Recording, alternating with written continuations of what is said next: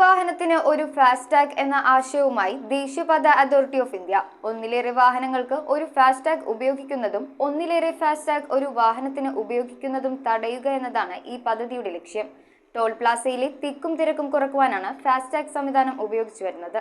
Toll പ്ലാസയിലൂടെ അനായാസം കടന്നുപോകാൻ സഹായിക്കുന്ന സംവിധാനമാണ് ഫാസ്ടാഗ്. റേഡിയോ ഫ്രീക്വൻസി ഐഡന്റിഫിക്കേഷൻ വഴി വാഹന ഉടമയുടെ ഫാസ്ടാഗ് അക്കൗണ്ടിൽ നിന്ന് പണം ഈടാക്കുന്നതാണ് ഇതിന്റെ സംവിധാനം. ഒരേ വാഹനത്തിന് തന്നെ ഒന്നിലേറെ ഫാസ്ടാഗ് ഉപയോഗിക്കുന്നു എന്നും KYC വിവരങ്ങൾ നൽകാതെ ഫാസ്ടാഗ് അനുവദിക്കുന്നു എന്നുമുള്ള പരാതികൾ ദേശീയപാത അതോറിറ്റിക്ക് ലഭിച്ചതിനെ തുടർന്നാണ് ഒരു വാഹനത്തിന് ഒരു ഫാസ്ടാഗ് സംവിധാനം നടപ്പിലാക്കുന്നത്.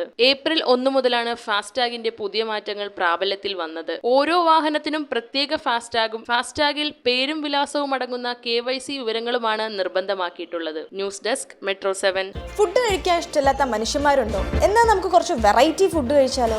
ഷാക്ക്, ബുസായി ബീഫ്, ഫിറ, കസാവ എന്നിങ്ങനെ 40ഓളം സോൾട്ട് സ്പെഷ്യൽ ഡിഷസ്. മാത്രമല്ല, നാടൻ വേണ്ടവർക്ക് നാടൻ, ചൈനീസ് വേണ്ടവർക്ക് ചൈനീസ്, അറബിക്ക് വേണ്ടവർക്ക് Arabic. Salt restaurant, Thoppumpady and Panampilly Nagar.